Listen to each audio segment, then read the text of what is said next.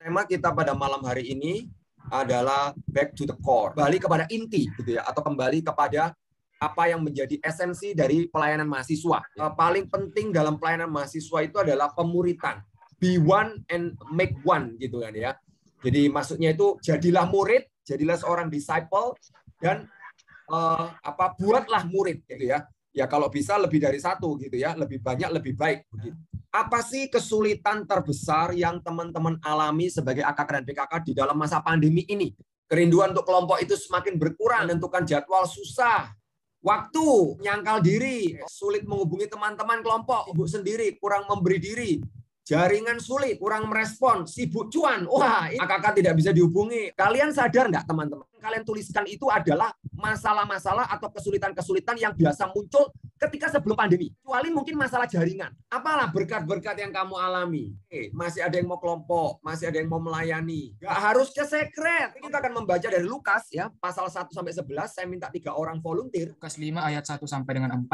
Penjala ikan menjadi penjala manusia. Pada suatu kali Yesus berdiri di pantai Danau Genesaret, sedang orang banyak mengerumuni dia hendak mendengarkan firman Allah. Ia melihat 2 perahu di tepi pantai. Nelayan-nelayannya telah turun dan sedang membasuh jalannya.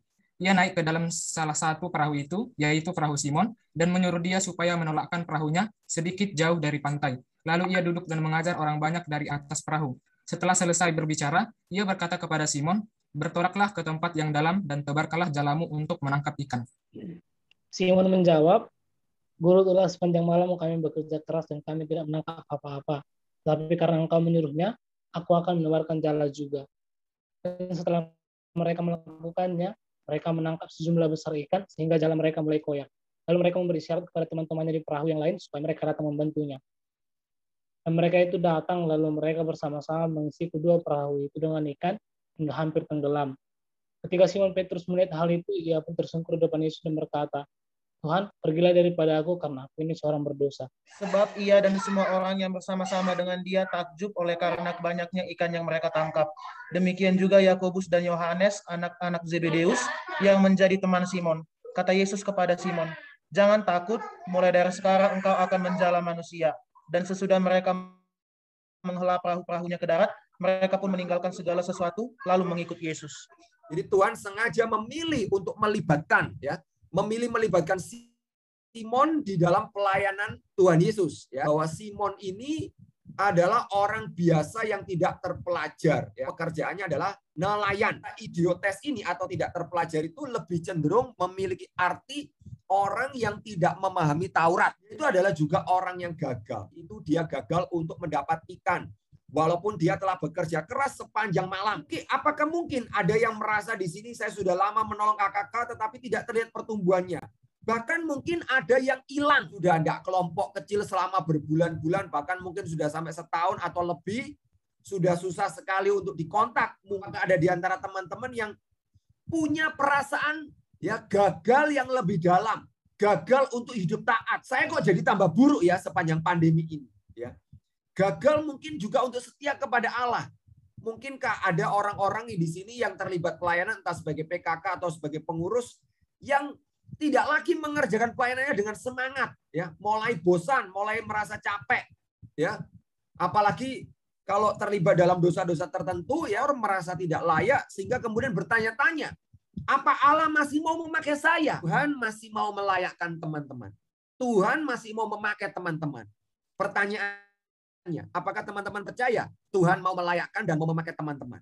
Gembala yang baik itu bersedia memberi kesempatan kedua, ketiga kepada AKK-nya yang gagal, ya, dan juga memberi kesempatan dirinya sendiri, ya, karena kita percaya di dalam Kristus selalu ada pengampunan bagi orang yang mau datang kepada Tuhan, mengakui dosanya, mengakui kegagalannya, mengakui kelemahannya, dan memohon belas kasih Tuhan, ya. Bahkan gembala yang baik itu mau mencari AKK-nya yang hilang, ya, walau tidak bisa bertemu dengan fisik, minimal ya kita bisa mendengar kesulitan mereka, pergumulan mereka via telepon atau Zoom atau Google Meet. Dan kalaupun memang tetap susah untuk dikontak, tetap kita bisa setia mendoakannya. Ya. Penting usaha dan doa yang sungguh-sungguh. Bahwa perintah Yesus ini adalah perintah yang sangat tidak masuk akal. Berlayar ke laut itu pagi hari itu nggak ada, begitu kan ya. Nah, sementara saat itu sudah pagi, teman-teman, ya. Nah, apa respon Simon? Jadi kalimat pertama dari Simon ini sebenarnya menyatakan keengganan. Memang perintah itu nggak masuk akal. Ya. Dan juga apa? Alasan kedua apa? Bukan cuma nggak masuk akal, tapi karena Petrus itu sudah berusaha. Saya tuh sudah berusaha, Tuhan. Saya bukannya malas-malasan, saya bukannya tidur-tiduran. Saya sudah berusaha semalam-malaman dan saya gagal. Ya. Saya sudah berusaha mencari ikan itu pada waktu yang tepat, itu gagal. Nah, sekarang kamu suruh saya mencari ikan pada waktu yang salah. Yaitu pada waktu pagi hari. Apa nggak semakin susah, Tuhan? Ini tuh nggak masuk akal. Ya. Jadi, Petrus ini pada waktu itu capeknya itu ya. Capeknya itu double.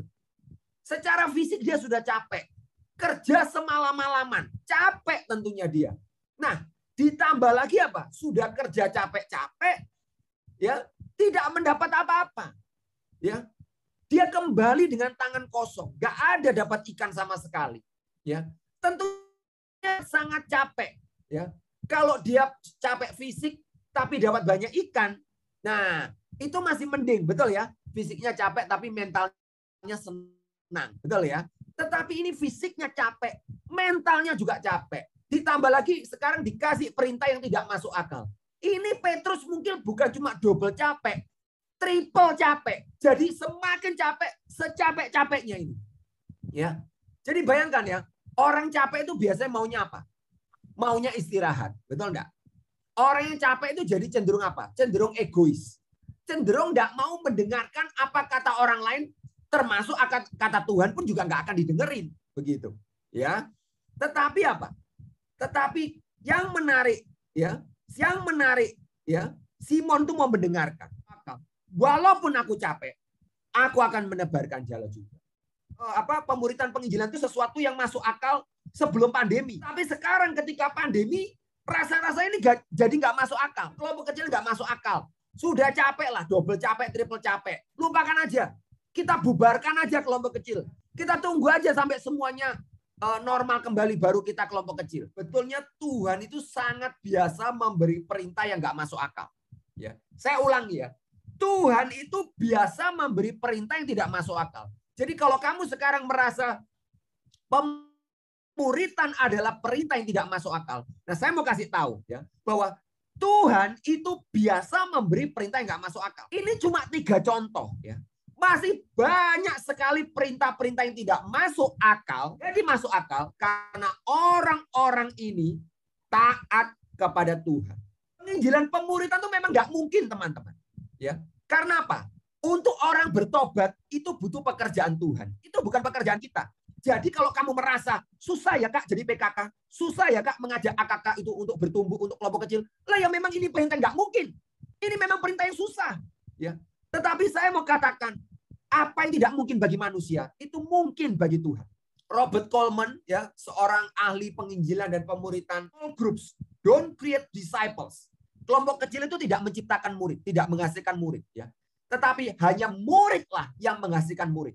Wadah dari pemuritan itu adalah kelompok kecil. Hanya orang yang takut akan Tuhan yang bisa menghasilkan orang yang takut akan Tuhan. Jadi bukan pada small groupnya apa. Pemuritan itu bukan soal metode atau bahan. Ya. Tetapi pemuritan itu lebih-lebih adalah soal pekerjaan supranatural. Supranatural Roh Kudus yang direspon orang percaya dalam kesediaan itu diproses, dilatih, dibentuk menjadi murid Kristus. Tapi kalau Roh Kudus bekerja, nggak ada orang yang menginjili pun akan ada banyak orang bertobat. Kerjakan PI dan pemuritan itu sebetulnya adalah belajar makin menyadari ketidakmampuan diri. Nggak ada orang yang mampu. Tujuannya adalah ketika kita menyadari ketidakmampuan kita, supaya kita makin bergantung kepada Allah dalam doa dan upaya. Kuatlah personal touch. Caranya gimana? Lewat telepon atau lewat Zoom atau lewat cara-cara yang lain. Banyaklah mendengarkan mereka. Banyaklah mendoakan. Kalau kamu punya uang lebih, saya menyarankan kirimkan a simple gift. Perintah Allah kepada Nuh tidak mungkin. Tetapi menjadi mungkin karena Nuh mau taat. Perintah Allah kepada Musa tidak mungkin. Tetapi itu menjadi mungkin karena Musa mau taat. Perintah Allah kepada Nehemia tidak mungkin. Tetapi itu menjadi mungkin karena Nehemia mau taat. Karena Nuh, Musa, Nehemia mau bergantung kepada Tuhan. Karena kita tidak pernah diberi alasan untuk tidak taat. Oh, kamu boleh taat, kamu boleh tidak taat kalau kamu sakit, ya. Kalau kamu lagi bad mood, kalau kamu lagi capek, kalau kamu lagi bosan, kalau kamu lagi males, oh nggak apa-apa lah. Sekali-sekali kamu nggak taat, nggak apa-apa. Nggak pernah firman Tuhan memberi alasan untuk kita boleh tidak taat. Murid atau AKK atau PKK juga ya, PKK juga seorang murid ya, adalah orang yang belajar untuk tetap taat kepada firman, tetap berjuang ikut kakak. Walaupun nampaknya nggak mungkin, entah bosan, entah capek, entah malas, entah banyak masalah, adalah orang yang terus belajar taat kepada firman, terus memuridkan dalam kelompok kecil, walaupun nampaknya itu nggak masuk akal. Ya, oke, saya stop share. Minta cuti kelompok, soalnya lagi merasa pengen istirahat dalam pelayanan ini, Bang, tapi nggak mau keluar dari kelompok kecil. Ya, saya akan menjawab boleh untuk tidak kelompok sementara dan lama-lama. Ya, mungkin 2 minggu oke. Tapi kalau 1 bulan menurut saya itu kelamaan. Kelompok kecil itu bukan cuma pelayanan, teman-teman. Kelompok kecil itu menolong kamu bertumbuh. Pertumbuhan itu tidak ada berhenti. Pertumbuhan itu harus terus-menerus. AKK-ku 4 orang, tapi yang komitmen 1 orang. Ya sudah, hubungi selama 1 bulan, 2 bulan ini. Cuma 1 orang itu yang bisa dihubungi. Jalankan aja dengan 1 orang itu. Nanti kalau 3 orang itu nanti kemudian setelah 1 bulan atau 2 bulan, moga-moga ya, mereka baru mau kelompok lagi setelah kamu doakan dan kamu coba kontak, akhirnya mereka mau, ya kasih waktu khusus untuk mengejar bahan yang mungkin sudah ketinggalan. Misalnya mindset baik AKK PKK, kalau kelompok kecil itu penting. Nggak sekedar hahahi aja, tapi mengalami pertumbuhan dalam kelompok. Caranya yang paling penting itu sebetulnya, ini mindset baik AKK dan PKK ya. PKK-nya sendiri harus sadar. Kenapa? Kelompok kecil itu pada dasarnya itu adalah transfer hidup. Puritan itu menolong kita bertumbuh. Banyak berdoa, sekali lagi kamu harus bisa memberi teladan, terus berjuang. Jangan menjadi putus asa. Baca buku ya, bisa semakin mengerti esensi kelompok kecil. Saya akan share screen lagi. Kamu itu belum sampai harus bertaruh nyawa untuk menjadi murid untuk ikut kelompok kecil. Orang-orang di Afghanistan tuh sampai mengorbankan nyawanya demi kesetiaan mereka kepada Kristus. Kalau kamu nggak setia kepada Kristus, mati aja kamu sekarang. Kali orang-orang Kristen di Indonesia itu terlalu lembek. Bosan sedikit, nggak mau kelompok kecil. Capek sedikit, nggak mau kelompok kecil. Malas sedikit, nggak mau kelompok kecil. Kalau kamu siap mati demi Kristus, lakukan kelompok kecilmu dengan sungguh-sungguh. Jangan ngomong mati dulu. Kelompok kecil aja nggak dijalankan, mau mati demi Kristus. Berkat Tuhan tuh seringkali dinyatakan di dalam masa-masa yang sulit seperti ini. Untuk kita makin mengenal Tuhan, butuh ketaatan. Kamu mau taat atau tidak? Menjala manusia. Ya. Jadi dari menjala ikan, mereka kemudian menjala manusia. Ada perubahan tujuan hidup. Dari hidup untuk diri sendiri, menjadi hidup untuk Allah. Dari mencari ikan untuk diri sendiri, menjadi mencari manusia untuk Kristus. Apakah kamu sudah mengalami perubahan tujuan hidup? Kamu kelompok kecil itu sebenarnya untuk siapa? Untuk dirimu sendiri apa untuk Kristus? Kalau untuk Kristus, kenapa kamu nggak kerjakan dengan baik? Pemuritan itu seumur hidup. Artinya apa? Ada pandemi, nggak ada pandemi. Ada masalah, nggak ada masalah. Kita dipanggil untuk terus menjadi murid yang memuridkan. Respon Simon. Menarik, Simon meninggalkan segala sesuatu lalu mengikuti Yesus. Segala sesuatu adalah yang kita andalkan. Sesuatu yang paling penting. Dan apa yang paling penting bagi kita? Kita itu diri kita sendiri. Ego kita, ambisi kita, kenyamanan kita, kebosanan kita, kemalasan kita. Tinggalkan itu. Dan meninggalkan segala sesuatu itu juga termasuk tentunya meninggalkan dosa-dosa. Kebiasaan buruk. Meninggalkan segala sesuatu juga termasuk teman-teman yang justru membuat kita jauh dari Kristus. Atau bahkan pacar. Ingat teman-teman 2 Korintus 5:15. Kristus telah mati untuk semua orang. Supaya mereka yang hidup tidak lagi hidup untuk diri sendiri. Tetapi untuk dia yang telah mati dan telah dibangkitkan untuk mereka. Prinsip pemuritan itu kan besi menajamkan besi. Orang menajamkan samanya. Besi yang saling digosokkan akan menjadi makin tajam. Yang dapat menajamkan besi itu adalah besi. Dan besi itu tidak dapat menajamkan besi lain dari jarak jauh. Tapi harus bersentuhan. Kita nggak bisa ketemu fisik. Kita nggak bisa bersentuhan secara fisik. Pak Daryl Book mengatakan, ada peluang-peluang ibadah online, kelompok kecil online.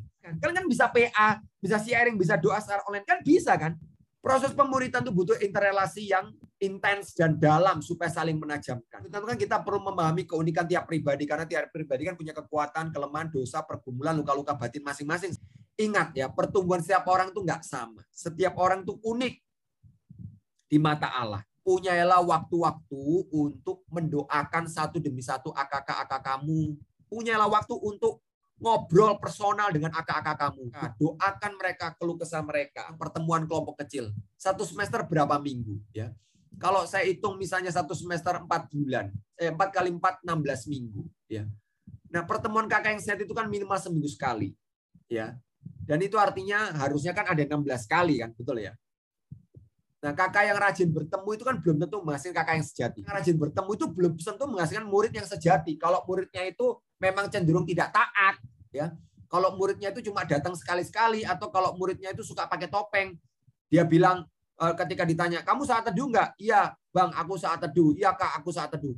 Padahal nggak saat teduh. Nah, itu kan bohong. Tetapi kakak yang jarang atau jarang sekali bertemu, bukankah semakin sulit untuk menghasilkan murid yang sejati? Bahan atau buku apa saja yang kalian pakai? Ya.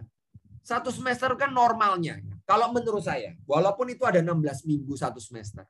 Tapi menurut saya ya, kalau kalian bisa selesai 7 bab atau bahkan 8 bab dalam waktu 1 semester, menurut saya itu udah sangat bagus. 1 bab mungkin dibahas 2 minggu, ya nggak apa-apa. Ya, nggak masalah. Selesainya bahan kelompok kecil memang tidak menjamin munculnya murid yang sejati. Ya. Tetapi apa yang bisa diharapkan dari kakak yang bahannya nggak selesai-selesai atau sangat lambat? Susah kan jadinya untuk menghasilkan murid yang sejati. Kita tahu kan tujuan kelompok kecil itu supaya kita tumbuh menjadi murid Kristus. Dan murid itu ciri utamanya itu taat kepada firman. Nggak suka bikin alasan macam-macam. Dan aplikasi atau perkataatan itu bisa untuk kelompok. Maksudnya itu untuk kelompok itu kan semua orang sama. Baca buku, perkataannya saat teduh, semuanya sama. Oke. Tapi kan juga bisa ada yang beda-beda, yang individual. Kalau kamu jaim, kalau kamu bohong, artinya kamu menipu Allah dan sebenarnya kamu sudah membohongi dirimu sendiri. Dan itu pasti nggak akan membuat kamu bertumbuh. Kalau kamu nggak bertumbuh, kalau kamu terus menjadi bayi rohani, masalahnya apa? Harusnya kamu itu sudah bertumbuh seiring berjalannya waktu. Gampang menyakiti orang lain atau dia itu gampang disakiti orang lain. Itu ciri orang yang kurang bertumbuh. Orang yang bertumbuh itu nggak gampang disakiti, tapi juga nggak gampang menyakiti. Ya, malah dia bisa menjadi pembawa damai. Membiarkan kelompok kecil tidak jalan sampai berbulan-bulan bahkan bertahun-tahun, ya nggak heran kalau kamu nggak bertumbuh.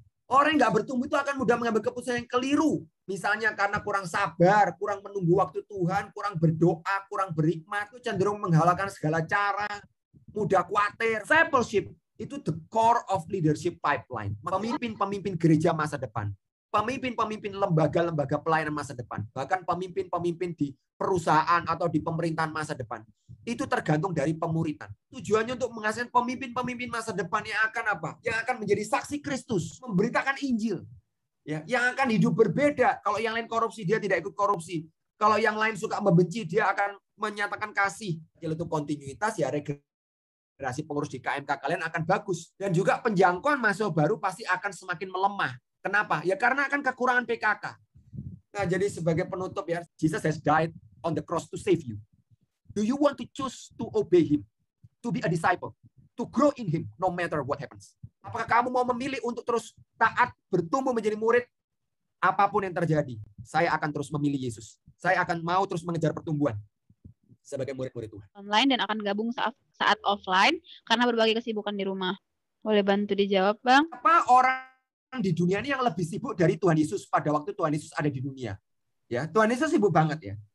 Tapi Tuhan Yesus masih punya waktu nggak buat murid-muridnya?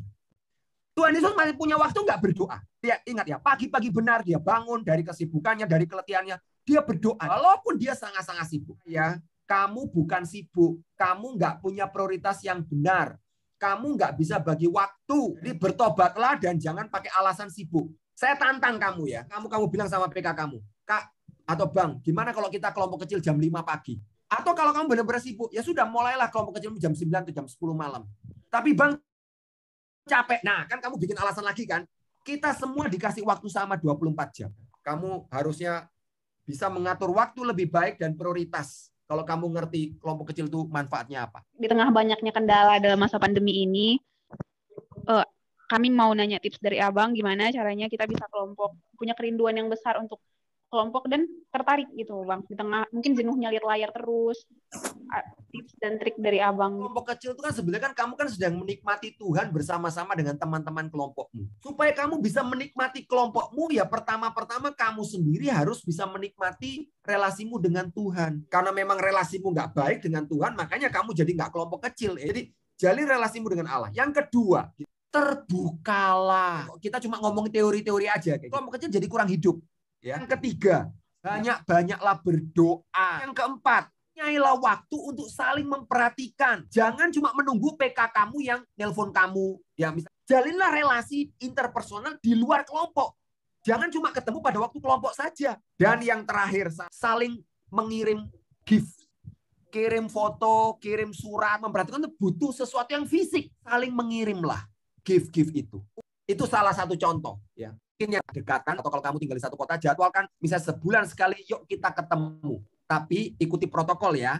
Itu dari saya, sudah. Makasih buat Bang Tri, penjelasannya sangat mudah dipahami, sangat bisa diterima, dan kita patut menyembah Tuhan untuk firman-Nya yang berharga yang masih bisa kita dengar hari ini. Tuhan itu memakai kita semua, nggak peduli kita udah gagal berapa kali, dosa apa yang udah kita perbuat, Tuhan selalu memakai kita. Mungkin di kelompok kita susah didekati, tapi itu bukan persoalan nggak mungkin, karena Tuhan membuat kita bertumbuh melalui hal-hal yang kita rasa nggak mungkin.